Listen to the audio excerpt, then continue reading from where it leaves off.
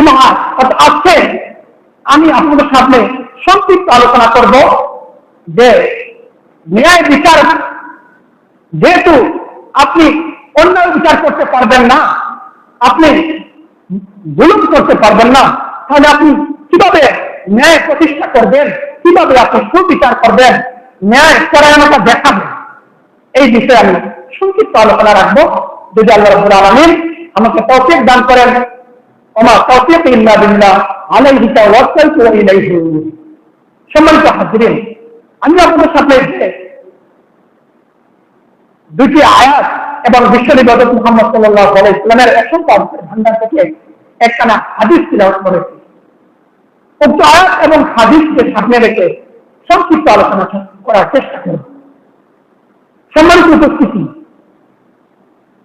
আল্লাহ রাব্বুল আলামিন তার আয়াতের মধ্যে জানিয়ে দিলেন, ইন্নাল্লাহা ইয়া'মুরু বিল আদলি ওয়াল ইহসান ওয়া ইতা'i যিল কুরবা ওয়া ইয়ানহা 'আনিল ফাহশা'i ওয়াল মুনকারি ওয়াল বাগই يعظكم لعلكم تذكرون।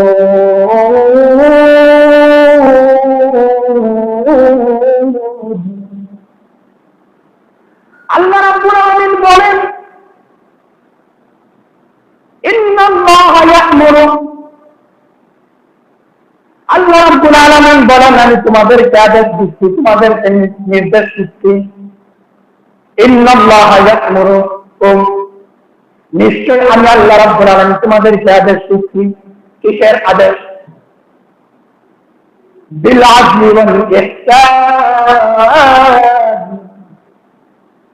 আল্লাহ বলেন আমি তোমাদেরকে নির্দেশ দিচ্ছি, আমি তোমাদেরকে অর্ডার করতেছি, তোমরা কি করো?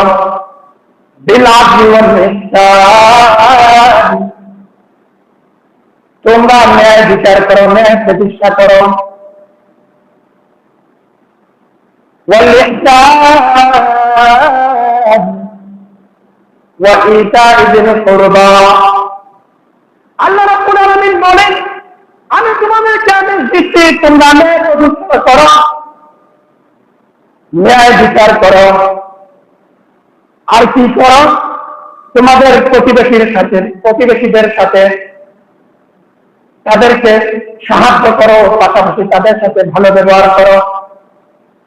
শুধু চাই না, আল্লাহ রাব্বুল আলামিন আয়াতের পয়েন্টের মধ্যে বলতেছেন, ওয়া ইয়ানহা 'আনিল ফাহশা'i ওয়াল মুনকারি ওয়াল বাগই। আল্লাহ রাব্বুল আলামিন বলেন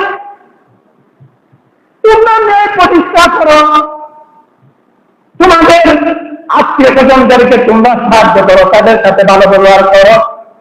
তারপরে তোমরা ওয়ায়ানহা 'আনিল ফাহশা'i ওয়াল মুনকার, তোমরা অশ্লীল কাজ থেকে, খারাপ কাজ থেকে, অন্যায় কাজ থেকে বিরত থাকো।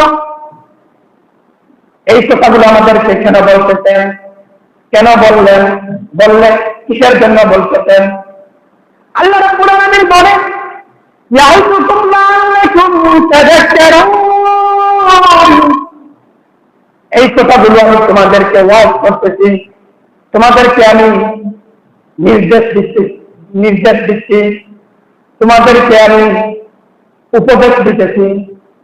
ইয়াউযুকুম লাআল্লাকুম তাযাক্কারুন, এই জন্য তোমাদেরকে আমি উপদেশ দিতেছি যাতে তোমরা সুপথ গ্রহণ করতে পারো, ভালো পথ অবলম্বন করতে পারো। সুবহানাল্লাহ।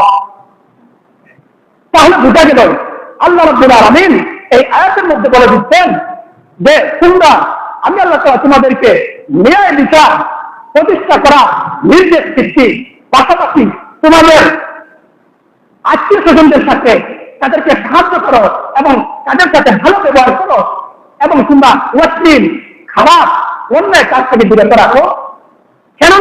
কেন বিরত থাকবে?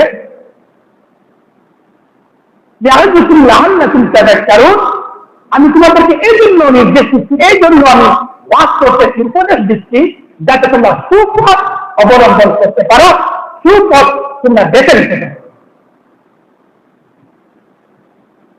শুধু চাই না আল্লাহ রাব্বুল আলামিন অন্য আয়াতের মধ্যে বলেন وأقسطوا إن الله يحب المقسطين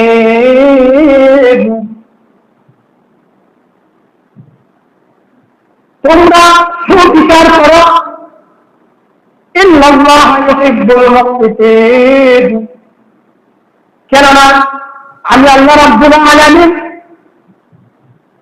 ন্যায় পরায়ণকারীদেরকে খুব ভালোবাসি, তাদেরকে খুব মহব্বত করি। তাহলে বোঝা গেল আল্লাহ রাব্বুল আলামিন এই আয়াতের মধ্যে বলছেন তোমরা ন্যায় বিচার করো, ন্যায় প্রতিষ্ঠার করো, একে অপরের প্রতি জুলুম করো না, অন্যায় অবিচার করো না। যদি তোমরা একে অপরের প্রতি ন্যায় প্রতিষ্ঠা করতে পারো, সুবিচার করতে পারো, তাহলে আমি আল্লাহ রাব্বুল আলামিন ইন্নাল্লাহ ইউহিব্বুল মুকসিতিন আমি আল্লাহ রাব্বুল আলামিন ন্যায় পরায়ণকারীদেরকে সুবিচারকারীদেরকে ভালোবাসি। সুবহানাল্লাহ। তাহলে বুঝা গেল আল্লাহ রাব্বুল আলামিন যারা ন্যায় বিচার করে, সুপ্রতিষ্ঠা মুওয়াফিক বিচার করে, ইনসাফ করে, তাদেরকে আল্লাহ কি করেন? ভালোবাসেন। এখন আপনার একটা জিনিস ভাবেন, আল্লাহ বলতেছেন ইন্নাল্লাহা ইউহিব্বুল মুকসিতিন যারা ন্যায় পরায়ণ তাদেরকে আমি ভালোবাসি। আল্লাহ যদি কাউকে ভালোবাসেন তাহলে কি তার দুনিয়ার মধ্যে কোনো অভাব থাকবে? দুনিয়ার কোনো কিছু তার কি কমতি থাকবে? আল্লাহ যদি কাউকে ভালোবাসেন, এই কথা যদি আল্লাহ নিশ্চিতে বলেন, এই কথাটা নবীর না, কোন দুনিয়ার কোন মানুষের না, কোন রাসূলের না, কার কথা? সরাসরি আল্লাহর কথা। আল্লাহ বলেন যারা ন্যায় বিচার করে, ন্যায় প্রতিষ্ঠা করে, আমি তাদেরকে ভালোবাসি। এখন এই আয়াত নিয়ে কিছু কথা, যেহেতু আল্লাহ রাব্বুল আলামিন বলতেছেন তোমরা ন্যায় প্রতিষ্ঠা করো, ন্যায় প্রতিষ্ঠা করলে আমি তোমাদেরকে ভালোবাসবো। এখন আমাদের সমাজে, আমাদের অফিস আদালতে, আপনি পৃথিবীর বাংলাদেশের যে কোনো সেক্টরে যান না কেন, দেখবেন শুধু অন্যায় অবিচার চলতেছে। কে কাকে মেরে খাবে, কে তার প্রতি জুলুম করবে, কে কাকে মেরে তারপরে বড় হবে, এই যে একটা নিয়ম, এই যে একটা প্রচলন, এই যে একটা সিস্টেমেটিক পৃথিবীর যে কোনো সেক্টরগুলো আপনারা দেখতে পারবেন। এখন প্রশ্ন থাকতে পারে, এর একটা বাস্তব প্রমাণ, এর একটা এক্সাম্পল, এর একটা মিসাল, এর একটা উদাহরণ আপনি দেখেন। আপনি যদি আদালতে যান, দেখবেন